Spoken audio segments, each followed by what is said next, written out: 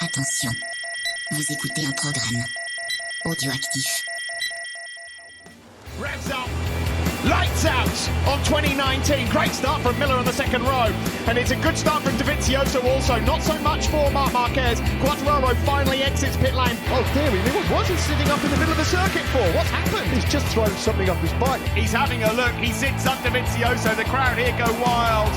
46 flags everywhere. He has made his move. Oh, Vignales and Morbidelli are down. Salut à tous, on se retrouve pour le numéro 54 de C'est qui en pôle, qui est enregistré pendant le week-end audioactif avec tous les copains. Ouais. Voilà, Pierre est avec nous pour ce week-end, comment ça va ? Salut, ça va toujours, c'était cool ce matin, le petit déj dans le château. Quand même. Ouais, il y a du budget. Hier, qu'est-ce qu'il y a eu ? Il y a eu VHS et Canapé qui a fait sa FAQ. Ouais. On a fait un numéro Bêtise le podcast. Ouais. Bref, voilà, tout le monde fait un petit peu son contenu. Donc nous, on a regardé la course tranquillement ce matin pendant que tout le monde terminait le petit-déj. Ouais. La course Moto 3. Donc là, on va parler évidemment des petites news qui se sont passées avant ce Grand Prix de Catalogne. Pierre, je te laisse la main pour les news. Donc en news, on a des petites choses. Donc Mattia Pasini qui remplaçait lui-même Karolidam Pawi pour Petronas en Moto 2, s'est blessé à l'entraînement en motocross. Et du coup, il sera remplacé lui-même par Jonas Folger. Donc c'est Folger qui va remplacer notre ami Pawi en Moto 2. En Moto 2, oui, pour les 3 prochaines courses. Donc chez KTM Moto 2, c'est compliqué cette saison, on le sait, et ils ont viré leur deuxième ingénieur chef châssis. Allez.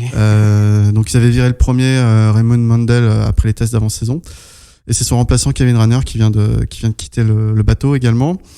Donc ils ont testé quand même plus de, il me semble 4 versions du châssis acier KTM, et du coup KTM là il est reparti apparemment avec le premier châssis qu'ils avaient en début de saison, le temps de retrouver un nouvel ingénieur. En MotoGP, après le Grand Prix d'Italie, Lorenzo a été convoqué d'urgence au Japon pour s'expliquer sur les modifications qu'il voulait. Il y avait également Stéphane Bradel qui était invité sur place. Lorenzo, j'imagine, a expliqué ce qu'il voulait exactement comme modification sur son réservoir, notamment où il est très, et sa selle, où il est très spécifique. En tout cas, il a besoin d'être à l'aise pour être à son top. Donc, il est revenu de ce trip au Japon avec, après c'est de la com, oui. Il a qualifié sa visite de très intéressante et fructueuse. Et effectivement, on l'a vu dans les images d'avant GP, qu'il avait un réservoir avec une modification assez importante, encore une fois. C'est important, ouais, c'est le moins qu'on puisse dire. Donc, limite des élans, quoi. Donc, on verra ce que ça donne en course tout à l'heure. Qu'est-ce qu'on a d'autre ? Sylvain Guintoli va rouler pour Suzuki et Bradley Smith pour Aprilia en wildcard sur ce Grand Prix de Catalogne. Donc, ça fera 3 Français au départ de cette course, c'est toujours sympa. Dans les divers de ce qui va arriver, donc on a Michel Pirot qui est wildcard régulier en MotoGP pour Ducati et également pilote essayeur, qui sera wildcard sur le Grand Prix de Misano, mais pas en MotoGP, enfin si en MotoGP aussi, mais en Superbike, pour le team Barni. Avec la MotoGP ou... Non, avec la V4, la Ducati V4, donc on verra s'il arrive à donner, lui, du fil à retordre à Bautista. Qu'est-ce qu'on peut dire d'autre ? Voilà, je l'ai pas dans les notes, mais on a vu le drama autour des casques. Oui. Parmi les homologations. Ouais, les homologations. Donc en fait, la FIM avait mis en place des nouvelles homologations qui devaient entrer en compte cette année, au début d'année. Comme la plupart des fabricants de casques n'étaient pas encore homologués, il y a eu une dérogation pour 4 ou 5 mois, j'ai pas calculé exactement. Et du coup, au Grand Prix de Catalogne, tous les casques qui roulent devront être homologués selon cette nouvelle norme. Malheureusement, tous les casques ne sont pas encore prêts. Il y a toujours des manquants. Ouais, et tous les constructeurs de casques n'ont pas fait homologuer leurs casques dans les temps. Du coup, on se retrouvait avec des situations assez paradoxales où on voit Dovi qui porte un casque Shoei avec des autocollants soumis. Avec une déco. C'est ça, ou des Shark avec d'autres tricks. Parce qu'en fait, il faut savoir que du coup, les pilotes ont dû aller dans le commerce acheter leurs casques, j'imagine, parce qu'ils n'ont pas de partenariat spécifique. Et tous les casques qui sont homologués pour la course ne sont pas disponibles dans le commerce non plus, donc ils ont dû se rabattre sur certains types de casques. Donc voilà, c'était un peu dommage de voir ça à ce niveau de la compétition, quoi. Enfin, dans le sens où c'est censé être le top du top. Bah, c'est le top du top, mais tu vois que il y a toujours des soucis aussi majeurs que ça qui sont voilà, on vous dit à telle date faut être homologué, et 5 mois plus tard les mecs le sont pas. Donc effectivement, ça pose problème. Exactement. Ça pose problème. On va passer au débrief donc des courses. On va commencer par le Moto 3 et les qualifs. Donc qualifiés en Q2, passant par la Q1, on a Suzuki, Migno, Arenas et Ogura. Ogura qui va bien se placer puisqu'il va être en première ligne juste derrière Rodrigo qui prend la pole et Arbolino qui va les accompagner donc à la 3e place. Suzuki, Canet et Arenas en 2e ligne, Lopez, Mazia et Dalla Porta en 3e ligne. Et on va avoir donc un bon petit groupe qui va être pénalisé, qui va prendre 12 places pour conduite irresponsable. Ça concerne donc Mazia, Masaki, Foggia, Antonelli et Migno. On passe donc au débrief de course. On a Arbolino, Canet et Suzuki qui mènent le train. Donc ça va être une course très très très très animée. On va le voir. Et le japonais donc va chuter dans le premier tour. Le japonais Suzuki. Au troisième tour, on a Dalla Porta en tête et qui doit abandonner suite à un souci mécanique.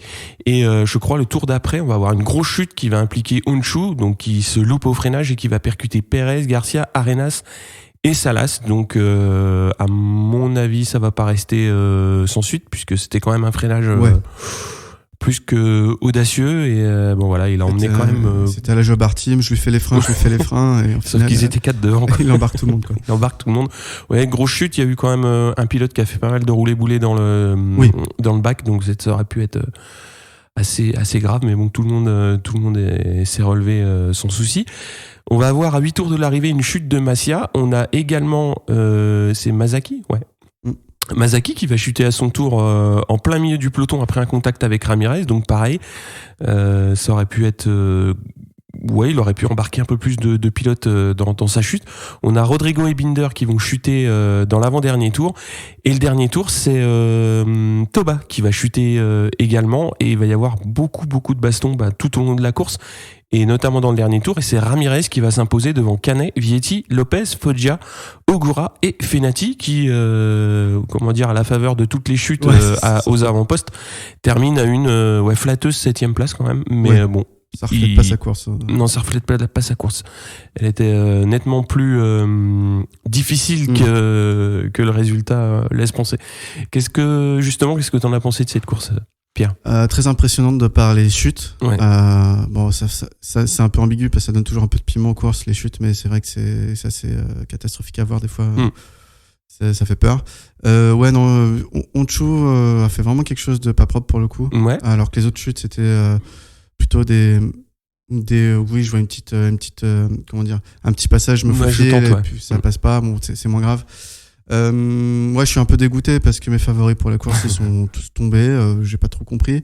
Il y a eu des pannes aussi, étonnant de voir des pannes, je sais plus qui était, c'était Dalla Porta qui était en tête et son moteur a craqué. Enfin, j'imagine en tout cas une panne mécanique. Ça. Oui, après donc belle course en tout cas, du suspense jusqu'à la fin. Puis Toba qui chute à toute fin, c'est pareil, ça t'arrache les cheveux de la tête en disant c'est bon, il va le faire, il a l'air d'être plus fort, et puis au final il rentre trop fort dans le virage, il perd l'avant. Bon, moi j'ai bien aimé la course. Ouais, c'était une belle course. Ouais. Mais j'ai trouvé qu'il y avait, c'était comme à chaque fois en Moto 3, très très animé, très très serré en tête. Mais j'ai trouvé qu'il y avait de la tension qu'on n'avait pas sur les courses précédentes. Tu sentais que ça doublait avec, je dirais pas avec beaucoup de marge, mais que les pilotes était un petit peu prenait un petit peu moins de risques peut-être, et là j'ai trouvé que le nombre de chutes a prouvé que des fois c'était sur le fil et c'était pas du bon côté quoi. C'est ça. En termes de petites statistiques, donc si on prend cette saison, donc ça fait 7 courses, 7 vainqueurs. Et si on reprend avec la fin de la saison dernière, donc depuis 12 courses en Moto 3, les 12 dernières courses, on a 12 vainqueurs différents. C'est le record en catégorie, la petite catégorie, que ce soit 125 ou Moto 3. D'après Thomas Morcellino, notre ami qu'on salue. Qu'est-ce qu'on a aussi? Tom Boussamos, l'anglais rookie cette saison, qui signe ses premiers grands points en Grand Prix.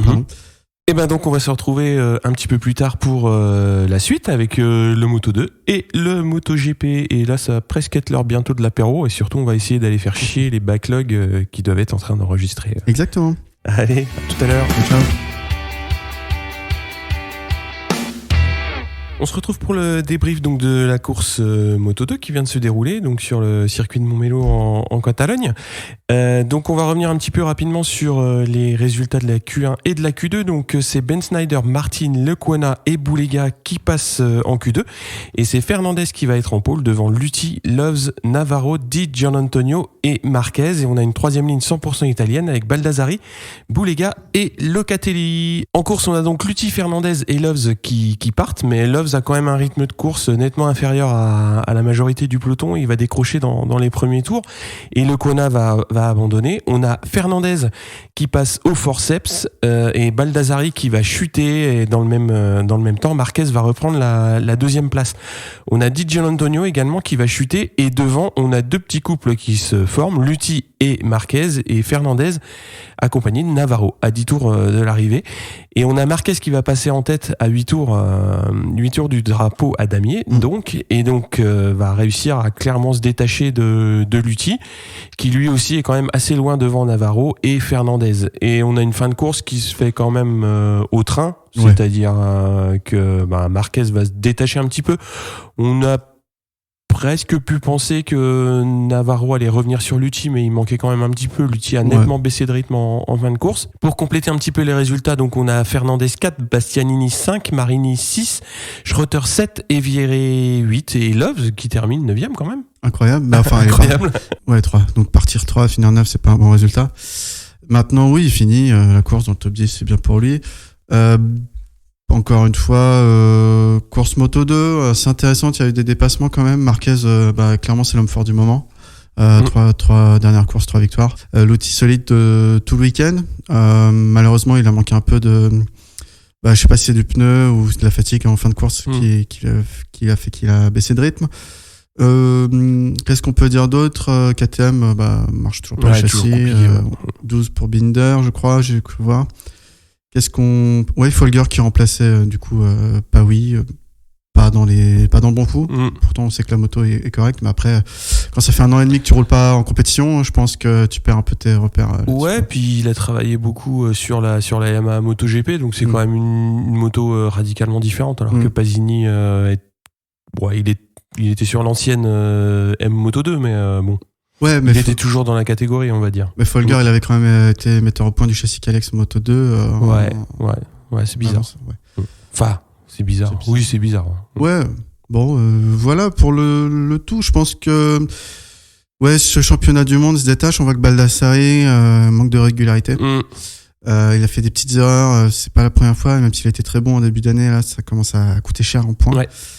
Alors que Marquez, Lutti, clairement, même Navarro qui fait podium là, mais qui est pas tout le temps dans les bons coups. Et il a su aller chercher les points. Et là, il est au 3e au classement du championnat du monde, du coup.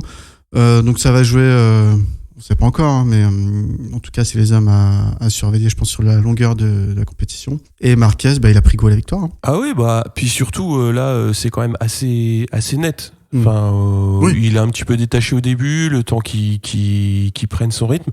Une fois que le rythme il a été imprimé, il est revenu régulièrement sur l'utile, l'a dépassé et s'est détaché. Donc c'était une course au rythme pour lui, quoi, sans vraiment beaucoup d'obstacles. Non. Donc il est en forme. C'est bien parce que ça faisait longtemps qu'on l'attendait, qu'il plafonnait en Moto 2. Là, c'est la 3e d'affilée. Il commence, de toute façon, s'il veut être titré, faut passer par là, de toute façon. Faut gagner beaucoup de courses. Après, déçu par Folger, tu l'as dit, moi je pensais quand même, le garçon, il a quand même un rythme toujours rapide, il l'a montré. Et voilà, c'est compliqué. J'ai pas trop compris, j'en attendais un peu mieux aussi. Là, c'est un petit peu la déception sans en être une. Quand t'es wildcard, c'est un petit peu compliqué. Une belle place quand même pour Fernandez qui fait 4. Navarro aussi qui fait des résultats toujours réguliers, pas trop mal placés, ce qui fait que il est toujours dans le bon paquet au championnat. Marini 6. Belle remontée en fin de course, Marini. Heureusement qu'il remonte bien en fin de course, parce que sinon ça aurait fait encore une course mi-figue mi-raisin. Là c'est pas top, quoi, mais c'est vraiment limiter la casse. Bon, je sens que ça va pas être encore son année, quoi. Ah non, je sais pas s'il aura une année. C'est un bon pilote, mais J'ai l'impression ou alors il lui manque le déclic comme Alex Marquez a eu cette année. C'est ça. Le petit truc qui fait qu'il arrive à mettre un coup de collier supplémentaire. Après, les deux Skyver 46 sont peut-être un peu en dessous des Mercedes ou des Speed Up. Non, les Speed Up sont pas mal. Ouais, rien de plus à dire sur cette course Moto 2. Ouais. Donc on va vous laisser, on vous dit à bientôt. Ciao. Ciao. Salut à tous, on se retrouve donc pour la dernière partie de ce Grand Prix de Catalogne, puisqu'on n'avait pas traité la partie MotoGP quand on était en week-end avec les copains de Audioactif. Donc là, on va terminer justement par ce Grand Prix qui a été mouvementé.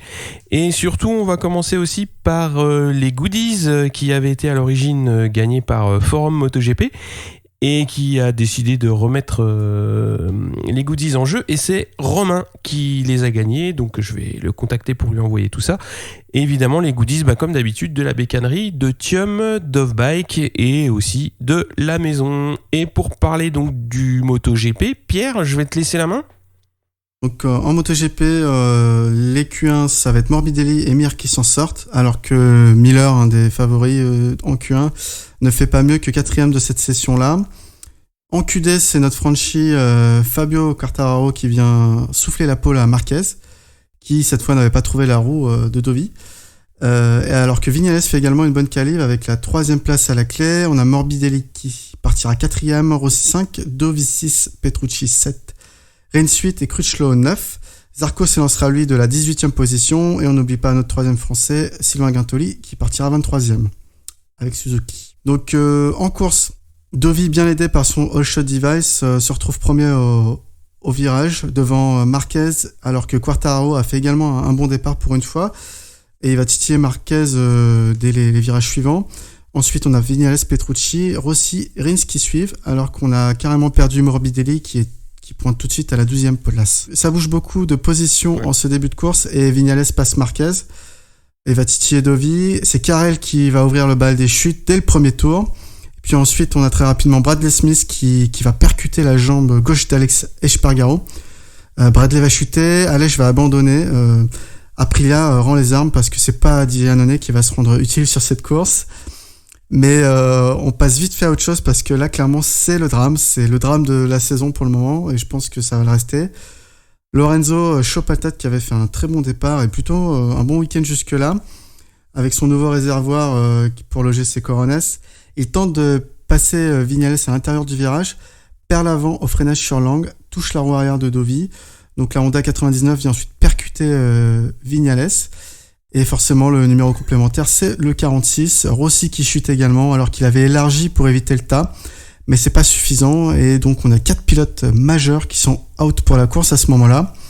C'est Petrucci qui est deuxième et assez loin de Marquez, avec Rins et Quartararo dans sa roue, qui vont animer le reste de la course, avec Miller légèrement derrière et Mir déjà détaché. Je vais pas pousser la chantonnette, mais si vous vous souvenez de la chanson, il est libre Marc, il y en a même qui disent qu'ils l'ont vu voler, c'était un peu ça. On a Ciarin ensuite qui va abandonner. Je pense qu'il était juste derrière Aleix et Bradley Smith, et je crois qu'il a fait une sortie de piste à ce moment-là, et c'est pour ça qu'il abandonne. On a Bagnaia qui va chuter, et pour tous ceux qui sont encore en piste, ils sont déjà dans les points, car on a perdu 9 pilotes, mine de rien. C'est pas suffisant parce que voilà, Morbidelli, il a vu les copains faire, donc il va également chuter alors qu'il reste 8 tours. Petrucci se fait manger par Rins ensuite, mais va réussir à le reprendre dans les bouts droits par la puissance de sa Ducati. Quartararo, assez malin pour le coup, observe les deux tout en restant bien dans le rythme. Et là, Rins tente un freinage quand même incroyable. Genre, ça passait, c'était beau, mais c'est impossible à tenir et fait un tout droit en manquant d'embarquer la roue arrière de Petrucci. Il a 2 doigts de s'en coller une belle, mais reprend le contrôle et pointe alors à la 6e place derrière son coéquipier Mir. Quartararo en profite à ce moment-là et passe à l'attaque sur Petrucci. C'est très propre. Il réussit même à donner le coup de collier nécessaire pour se mettre à distance de Petrucci. Crutchlow et Miller sentent Petrucci un peu en dedans et landent sur la 3e place du podium qui semble apporter. Je vous fais pas un dessin, mais avec ces deux-là, il devait forcément arriver un truc. Kyle se fait Miller, mais arrive beaucoup trop vite dans le virage, fait un tout droit et chute dans les graviers. Rins va remonter aux avant-postes, se fait Mir puis Miller, qui est à court de rythme en fin de course. Donc on a Marquez qui gagne avec un matelas confortable, même s'il s'est fait un peu remonter en fin de course, pardon.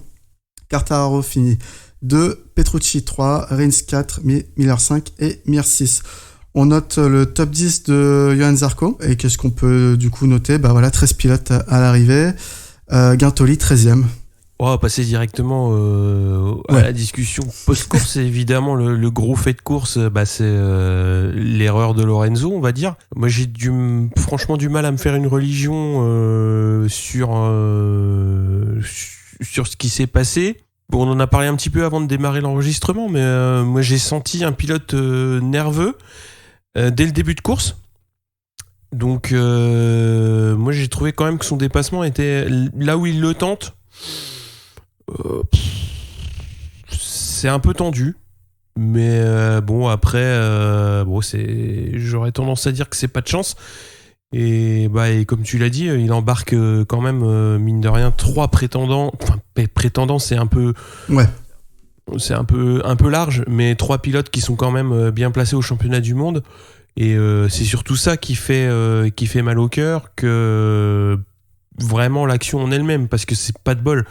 Comme tu l'as très bien dit, Rossi il essaye d'élargir, mais il peut pas deviner parce qu'il se prend la moto de Lorenzo qui est en train de glisser et qui tape sur celle de Viñales.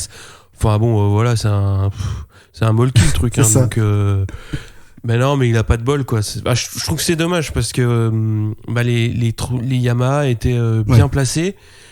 Pour une fois, ce qu'on dit souvent, c'est que quand tu chutes comme ce qui avait pu arriver à Rossi il y a 2 semaines au Mugello, quand t'es 18ème et que tu te bagarres avec tout le peloton, forcément quand tu chutes tu peux t'en prendre qu'à toi-même, j'aurais tendance à dire, mais là c'était pas le cas, il était plutôt bien placé et c'est la même pour Viñales quoi. Il était bien et voilà, on a été un petit peu privé d'une course. Après, je sais pas ce que t'en penses, toi, de ce qui s'est passé. Alors il y a plusieurs choses dans ce que t'as dit sur lesquelles je vais rebondir. Je pense que déjà, je pense pas que c'est une faute grave. C'est pas un attentat suicide à Iannone. C'était sans doute trop ambitieux. C'était pas non plus impossible. Je pense que Viñales, l'intérieur sur Viñales, c'était pas ouf parce que Viñales écarte bien avant de prendre le virage. Ouais. Bien sûr, par contre, effectivement, il arrivait un petit peu vite, du coup, Lorenzo, pour que son pneu avant puisse supporter la charge. Qui touche la route d'Ovi, c'est vraiment pas de bol. Il peut rien faire, il peut pas placer la roue ailleurs. Ensuite, alors je suis pas tout à fait d'accord, je vais encore pas me faire des amis, mais pour moi, il shoot qu'un seul prétendant titre cette saison, c'est Dovi. Parce qu'honnêtement, Viñales et Rossi sont déjà un peu loin. Par contre, oui, il shoot 3 prétendants à la victoire sur cette course. Parce que là, personne ne pouvait dire qu'ils n'avaient pas vu leur rythme. En tout cas, Viñales et Rossi étaient des prétendants à la victoire sur ce dimanche, quoi. En revoyant les images, j'ai remarqué un truc. C'est quasiment impossible sur le coup de l'action, mais Rossi a élargi et je suis persuadé qu'il aurait pu prendre la corde et passer, en fait. Après, le réflexe c'était d'élargir. Mais ouais, bien sûr. Quand tu vois ce qui se passe à l'intérieur, oui, c'est sûr que à partir du moment où les 3 partent sur l'extérieur, la solution elle est à la corde, mais il est trop tard. Enfin, et ça peut jouer à pas grand chose parce que c'est pareil derrière Rossi. Bon, il y a un tout petit écart, mais c'est le début de course. Il y a pas grand écart. Et tout de suite, ils arrivent à prendre la corde et eux, les Quartararo, les Petrucci, ça passe nickel, quoi. Donc voilà, ça c'est dommage.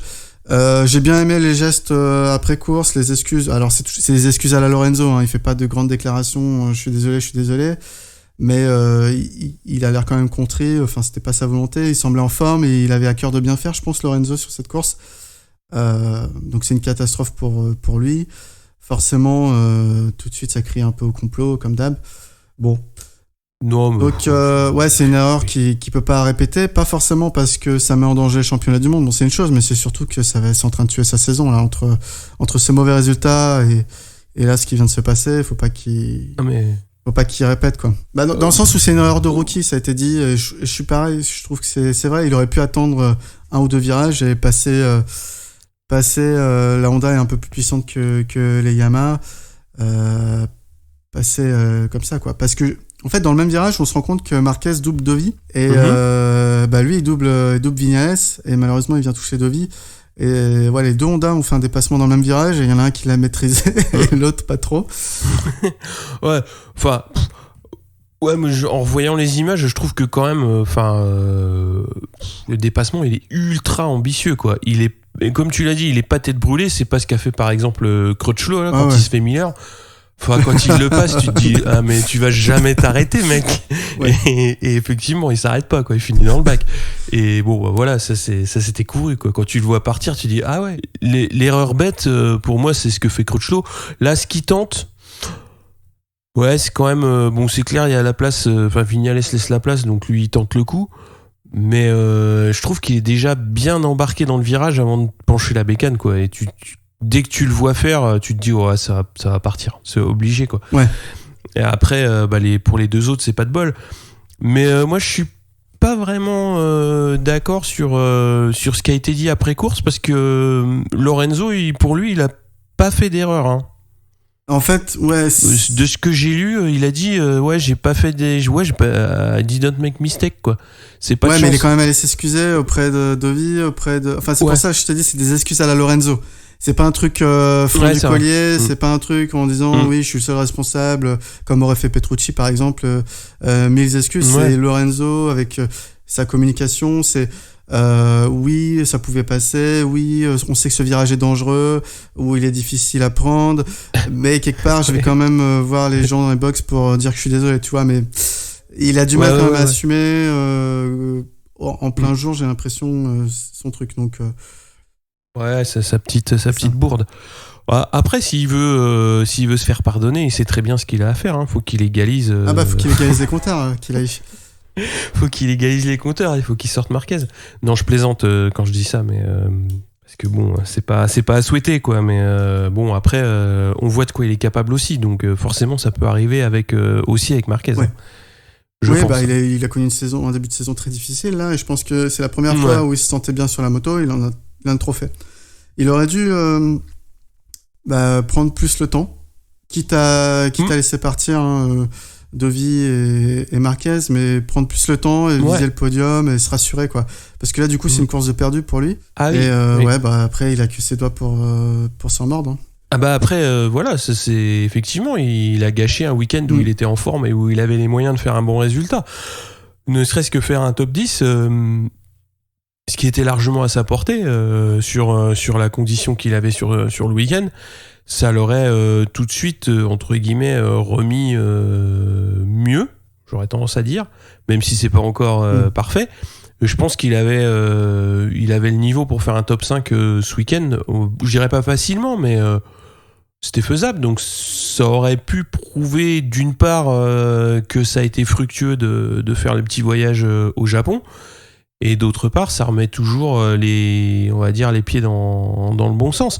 Et à l'inverse de ça, il se recolle une balle dans le pied, quoi. Ouais.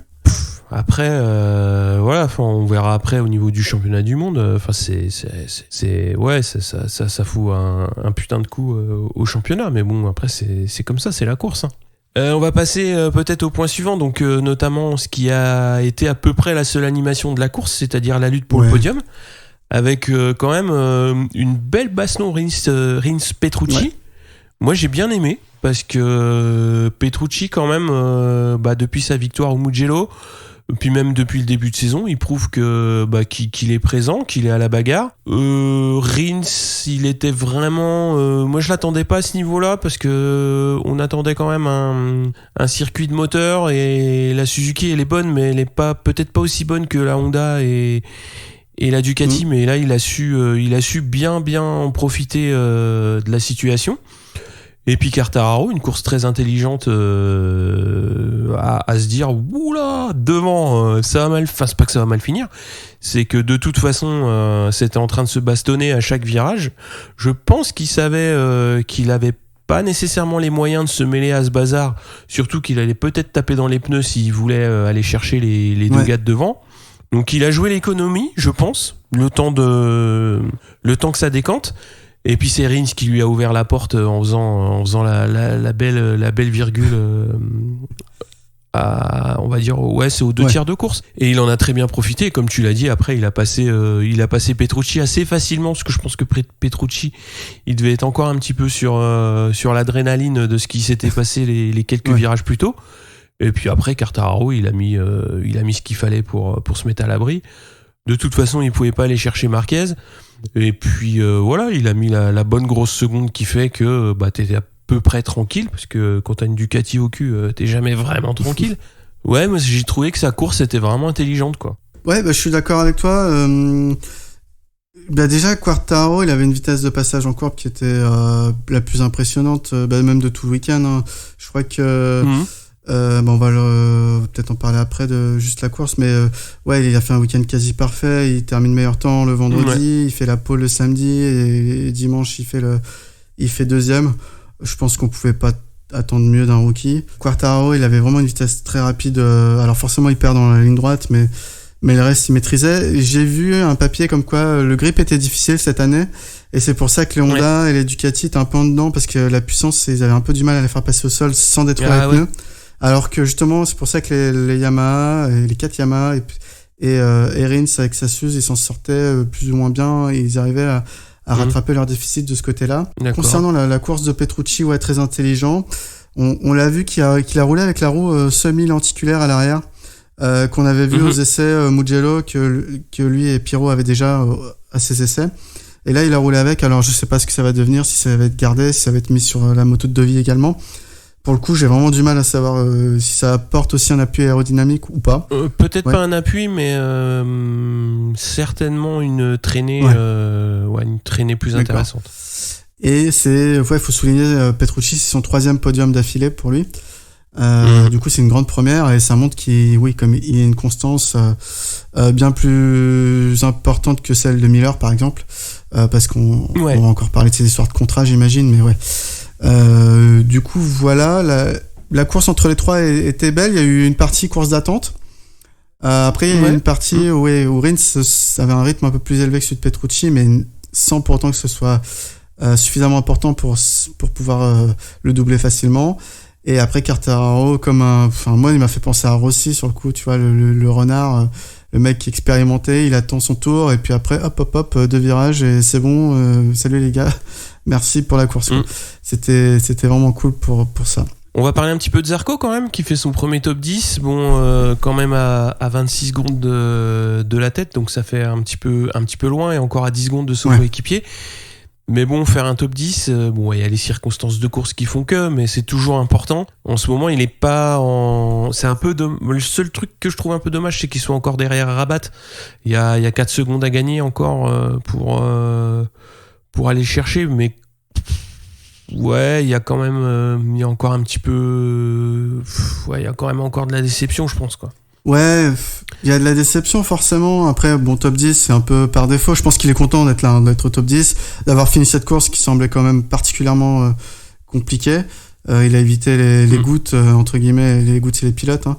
C'était un peu le jet de quille.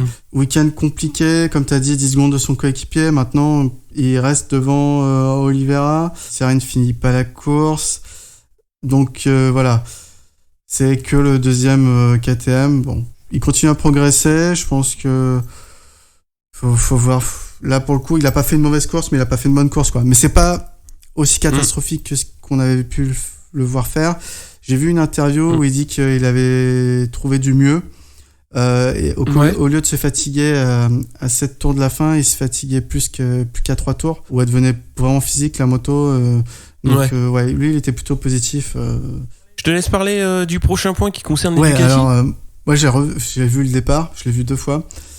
Je comprends toujours pas comment tout le monde a fait un caca nerveux pour les appuis aérodynamiques sur la Ducati, alors qu'on a vu, encore une fois, c'est flagrant. Pour moi, le all shot device qui marche du feu de Dieu. Dovi, partie 6, il est le premier virage.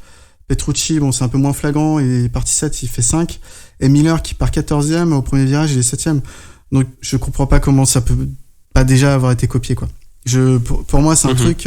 Alors c'est sûr que c'est pas ça qui va te faire gagner la course, mais déjà quand t'arrives à être devant au premier virage, tu te facilites les choses et t'es pas dans le paquet, quoi. Ouais. Donc ça a l'air quand même d'être assez efficace. Ça évite peut-être, on va dire, de rater son départ complètement, quoi. comme Morbidelli aujourd'hui. Ouais, pour moi, c'est une énigme. Le fait que ce soit pas copié, toujours pas copié, quoi. Ouais. Ouais, c'est ça permet, comme tu dis, peut-être pas complètement d'effacer, mais d'atténuer un petit peu une qualif qui est moyenne. Après, faire une pole, c'est toujours bien. Oui. Mais quand tu vois, t'as rappelé là, Dovi qui part 6 et qui passe premier au premier virage. C'est intéressant. C'est tout de suite intéressant parce que tu te loupes un petit peu dans tes qualifs. 6ème, c'est pas honteux, hein, mais c'est quand même 2ème ligne, donc t'as quand même 5 pilotes à doubler. Et avec cette petite innovation, ça te permet justement de te dire j'ai un petit joker, et c'est toujours intéressant d'avoir ça en poche. Après, concernant le départ, moi ce qui m'a le plus plu, c'est le fait de voir que Quartararo a réussi un bon départ, parce que jusque là c'était un petit peu compliqué. Alors je sais pas s'il l'a spécialement travaillé ou pas. Je pense qu'il doit le travailler, parce que ça, quand même, on voit que c'est un petit peu difficile, mais c'est intéressant de voir que maintenant ça peut passer. Et on sait déjà qu'il est très rapide en qualif, que si en plus il loupe pas son départ, il est dans le bon train. Et s'il est dans le bon train comme il a fait à Barcelone, c'est un circuit qu'il aime bien, mais ça n'empêche pas que s'il est sur un circuit bien placé et qu'il réussit à accrocher le bon wagon, ça peut de toute façon amener des bons résultats pour la suite. Donc c'était une bonne surprise de ce point de vue là. Ouais, je suis d'accord avec toi, en sachant qu'en plus alors je sais pas si c'est le même bras, tiens, on aurait dû vérifier. Il a été opéré du syndrome il a été opéré des syndromes des loges. Du coup mais ça revient au même, c'est maintenir l'embrayage, ça peut être plus difficile, la cicatrice ça doit gratter un peu, mais visiblement ça l'a pas plus gêné que ça. Moi je suis content de le voir, et puis psychologiquement c'est bien, parce que du coup ça le fait pas trop gamberger longtemps sur ça, quoi. Il sait maintenant qu'il peut faire des départs. Il va pas rentrer dans la spirale de Viñales où il a quand même eu longtemps des départs ratés. Après un autre point Ducati, je te laisse embrayer. Alors je voulais parler de Bagnaia, on va parler peut-être des rookies en général, mais c'est sa 4e course d'affilée où il chute et il termine pas, et c'est sa 5e course en tout sur 7 qui finit pas. Donc ça commence à se voir, et s'il veut apprendre, il doit vraiment finir ses courses. La performance pure, c'est bien, mais sa moto, elle est peut-être plus compliquée que celle qu'une Petronas par exemple, ou qu'une Suzuki pour Mir. Et il doit d'abord apprendre à finir ses courses. On voit Miguel Oliveira, on sait que la KTM elle est pas facile, et il est devant lui au classement, il a fini toutes ses courses jusque là. Et c'est pas pour rien, quoi. T'apprends pas en chutant au 2e virage ou au 3e tour toutes les courses, quoi. T'apprends pas la compétition à ce moment-là. C'est un très bon pilote. Moi, j'ai adoré ce qu'il a fait en Moto2 l'année dernière. Mais clairement, je suis un peu déçu de son début de saison. Je pense que dans le team Pramac, faut qu'il le cadre et qu'il lui dise arrête de chercher la performance. Tu vas pas rouler dès ta première année aussi vite que Miller. Concentre-toi sur finir ta course, quoi. Ouais, c'est ça. C'est deux approches totalement différentes, avec aussi deux équipements totalement différents, parce que Miguel Oliveira, je pense qu'il est conscient qu'il a peut-être pas la meilleure moto du plateau. Bagnaia non plus, mais il est chez Ducati, donc c'est de fait une moto, on va dire entre guillemets meilleure que la KTM, et ça personne peut le nier.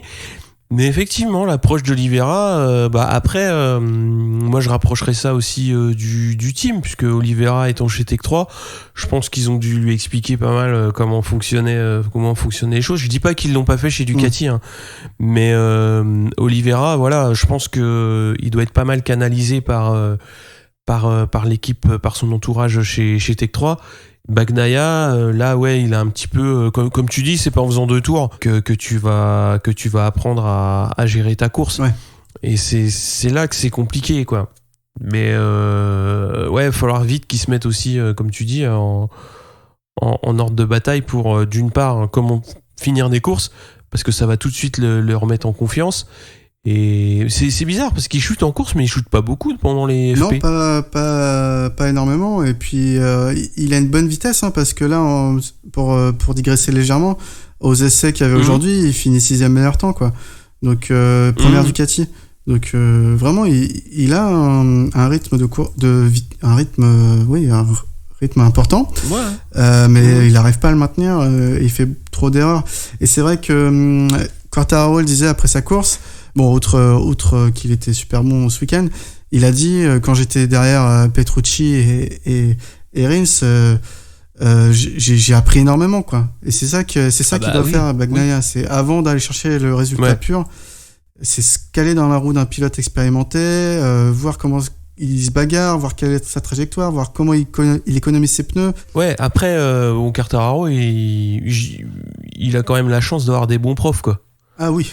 Enfin, il est quand même dans le bon paquet à chaque fois. Enfin, pas à chaque fois, mais il a quand même la qualité de pilotage qui fait que il arrive à être plutôt bien. Parce que tu vois, un Bagnaia, tu vois, s'il se retrouve dans un paquet avec Rabat, enfin, c'est pas. Je dis pas que c'est pas comme ça qu'il va apprendre, mais c'est pas aussi intéressant, je pense, dans l'approche des trajectoires et dans l'approche du pilotage que quand t'es avec des officiels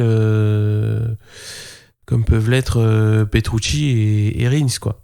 Enfin, c'est un cran en dessous, mais de toute façon c'est pas en étant en mode YOLO tous les week-ends que ça va passer, quoi. J'ai pas regardé effectivement ce que ça pouvait donner les autres rookies quand ils arrivaient chez Ducati.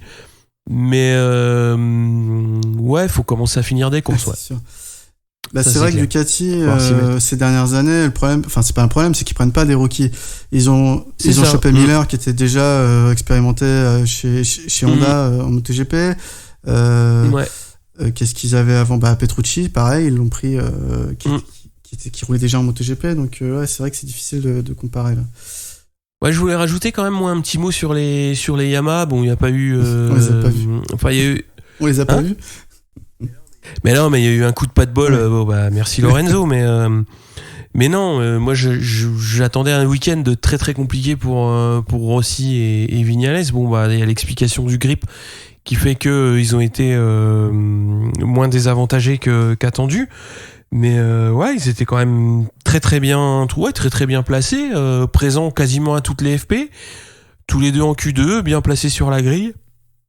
Bon, il y a le coup de pas de bol en course, mais c'était bien, moi je trouvais. Ouais, carrément, t'as raison de le souligner. Et puis ça présage du bon pour Assen et le Sachsenring qui suivent. Où c'est alors on va sans doute se faire prendre une claque par les résultats parce que ça va forcément être le contraire de ce qu'on dit, mais c'est un circuit traditionnellement favorable à Yamaha. S'ils ont trouvé des réglages qui permettent d'être compétitifs sur un circuit qui n'est pas favorable à cette moto, potentiellement ça peut mieux marcher sur les circuits qui leur sont favorables. Donc on verra. En tout cas, oui, ça m'a surpris en bien de les voir parce que c'est vrai que Rossi a beaucoup mangé son pain noir là cette saison parce qu'il avait une bonne moto. Viñales, on va dire que c'est jamais mérité, mais c'était un peu plus expliqué ses mauvais résultats parce qu'il y avait des erreurs qu'il commettait de lui-même. Donc c'est bien de les voir là. Et puis de toute façon, plus c'est serré devant, plus il y a de compétition, mieux c'est pour nous. Hein. Ah ouais. Tu veux finir avec un petit point Aprilia? Donc je reviens sur enfin, c'était pas voulu, mais ça restait quasiment un attentat de Smith sur Espargaro, Aleix, parce qu'il lui rentre dans le genou, quoi. Donc Aleix, il est arrivé au stand, il n'arrivait pas à descendre de sa moto, donc les mécaniciens ils ont pas compris, quoi. Et puis au final ils ont compris et ils l'ont carrément porté pour sortir de sa moto. Et aujourd'hui ça a été officialisé, il y a des micro-fissures dans la rotule. Aleix, donc il n'est pas encore sûr d'être présent à Assen. Donc on verra si ça se consolide d'ici là. C'est dommage. Pour l'instant il fait une saison difficile d'ailleurs, Aleix. Ouais. Et puis c'est dommage pour Smith qui avait à cœur de bien faire. C'est pareil, je pense que Bradley il a toujours dit il part cette saison pilote d'essai, mais il veut essayer d'être pilote officiel l'année prochaine. Bon, c'est sûr que s'il commence à péter des rotules, c'est ça, surtout le pilote numéro 1, parce que autant tu peux dire Iannone, ça a pas l'air trop difficile d'aller lui piquer sa place tellement il est peu performant. Autant va pas casser le seul qui rapporte des points à Aprilia, ça serait bien. Mais bon, il a pas fait exprès, mais c'est vrai que ça avait l'air d'être douloureux pour Aleix. On va faire un petit point championnat en commençant... Ouais, on a fait le tour. Donc en Moto 3, on a Canet en tête avec 103 points, Dalla Porta avec 80 qui est deuxième, suivi d'Antonelli troisième avec 75 points. En Moto 2, on a Alex Marquez avec 111 points en tête, devant Lutti 104 et Navarro 89. Et en Moto GP, on a Marc Marquez en tête avec 140 points, devant Dovizioso 103, Rins 101 et Petrucci pas très loin derrière avec 98 points. Au championnat, on a Quartararo 7ème, qui est premier rookie avec 51 points et deuxième indé à 2 petits points de Miller.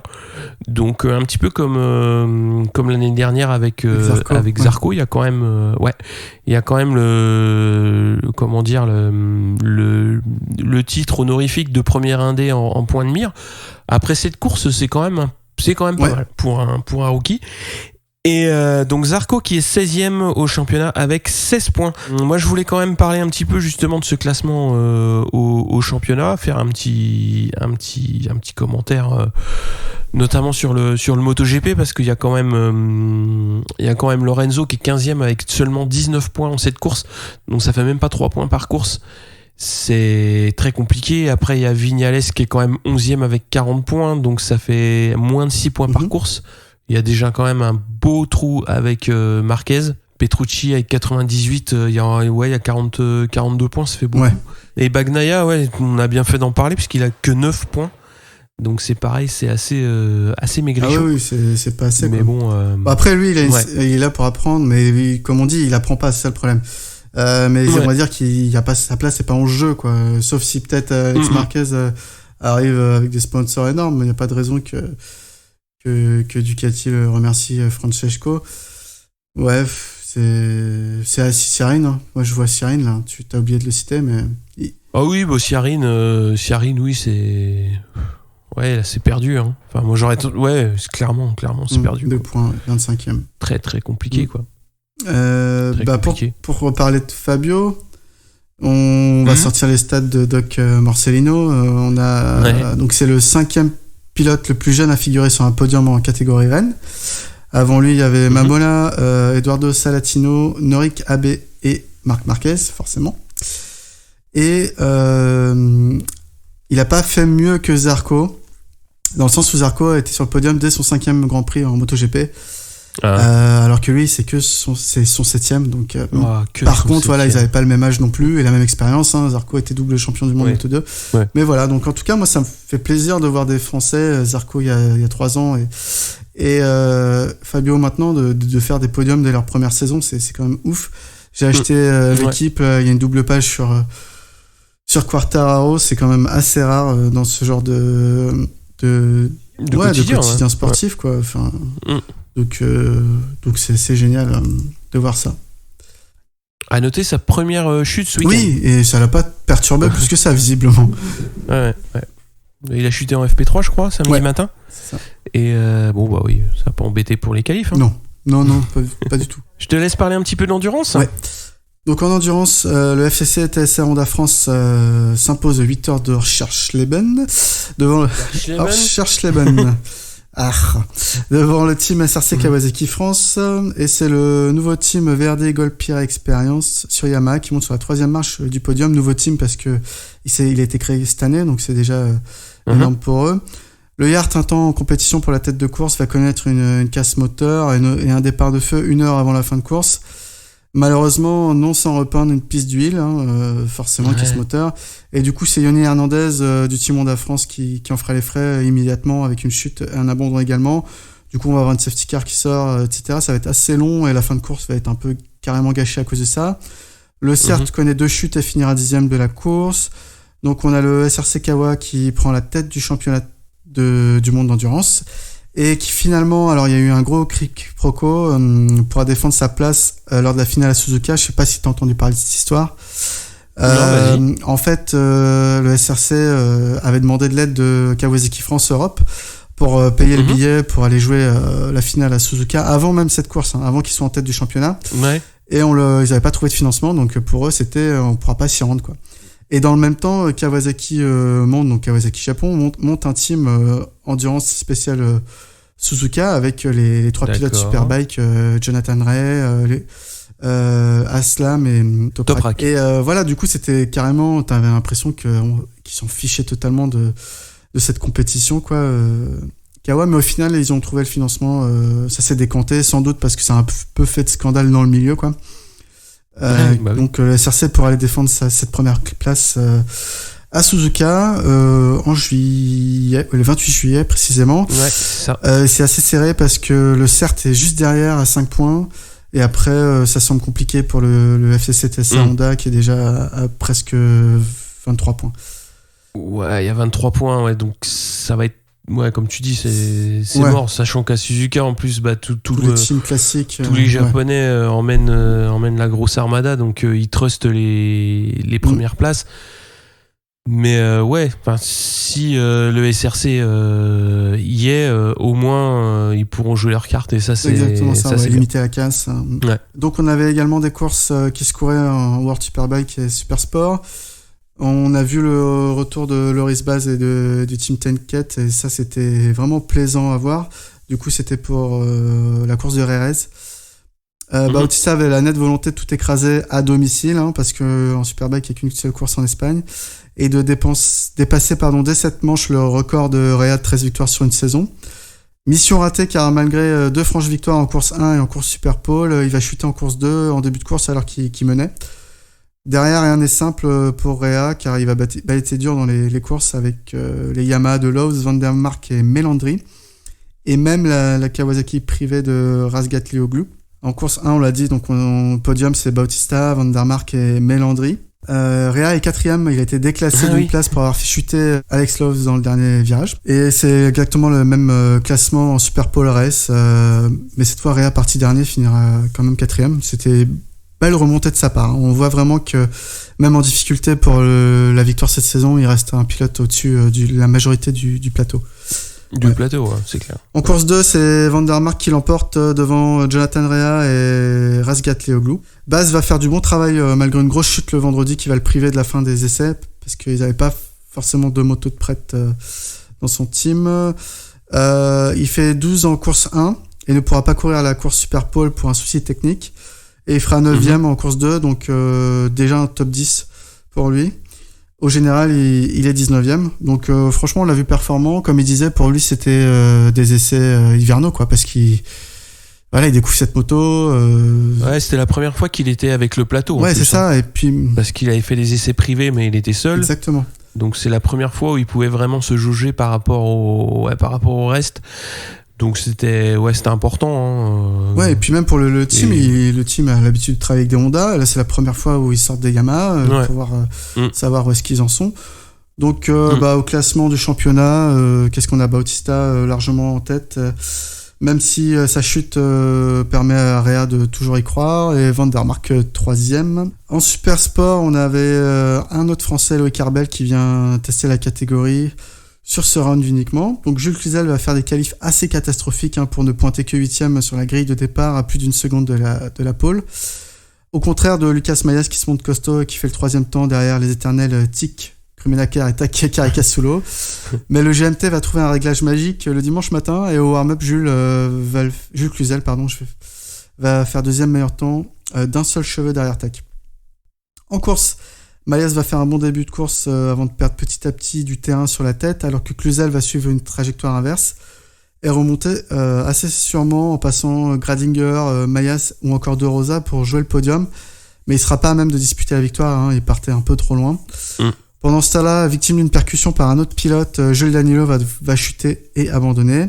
Au résultat, on a une belle victoire de Tac devant Tic. Après une course disputée, Jules Cluzel 3, Mayas 6. Bon résultat car la Kawa est vraiment un ton en dessous. Perolari joue toujours dans sa catégorie entre guillemets, donc il finit 9ème, Loïc Arbel a chuté à mi-course et Gaëtan Materne a abandonné. Donc au classement général, Krummenacker 135 points, Caricasulo 118 points, Cluzel 94. Ouais, après il y a un méga trou. Ouais, quoi. Après c'est Okubo 59 points pour le 4ème. C'est waouh. Mais même entre Cluzel et Krummenacker, ça commence à avoir 30 ça commence à creuser 17 ouais. Super Sport 300 rapidement, donc on a eu droit à 2 courses ce même week-end parce que la course à Imola. Pour compenser Imola, Donc on a victoire de l'Espagnol Garcia en course 1 devant Scott Deroux et Ana Carrasco. Les Français, Andy Verdoya 5, Hugo de Cancellis 8, Mathieu Penno 13, Enzo de la Vega 14. En course 2, Manuel Gonzalez prend cette fois la victoire devant Garcia et Carrasco. De Cancellis 8, de la Vega 15. Verdoya, partie 6, finit 27 suite à une chute. Penno n'a pas fini car il a chuté également. Donc au classement de cette discipline, Gonzalez en tête devant Scott Deroux, devant Garcia. Rapidement, on peut parler du Torres Trophy qui s'est couru. C'était la 100e édition de la mer des courses moto. La météo a été catastrophique cette année, ce qui a causé beaucoup de problèmes d'organisation et de courses, notamment raccourcies. En senior TT, malheureusement, la course n'est pas allée à son terme. Il y a eu un accident qui a vu un pilote décédé.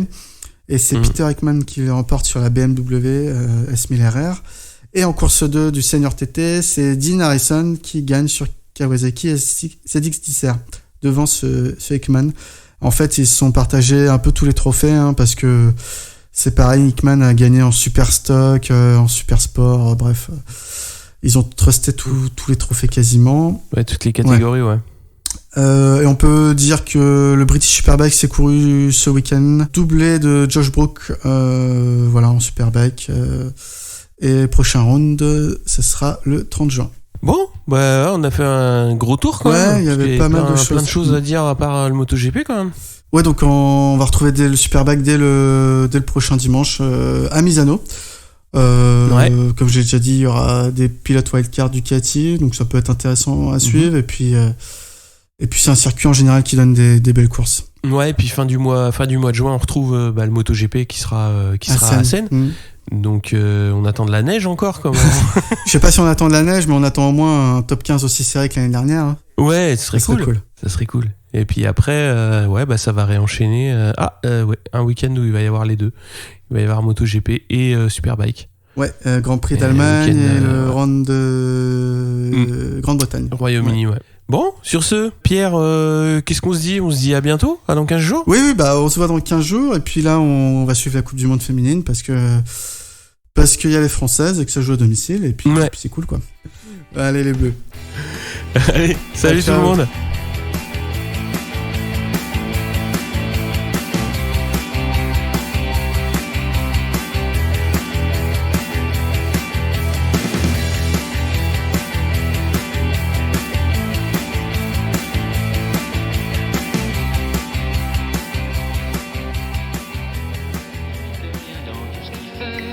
Il a le sourire facile même pour les imbéciles. Il s'amuse bien, il tombe jamais dans les pièges. Il se laisse pas étourdir par les néons des manèges.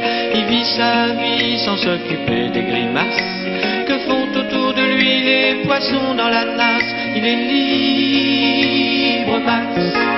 Il est libre, Max.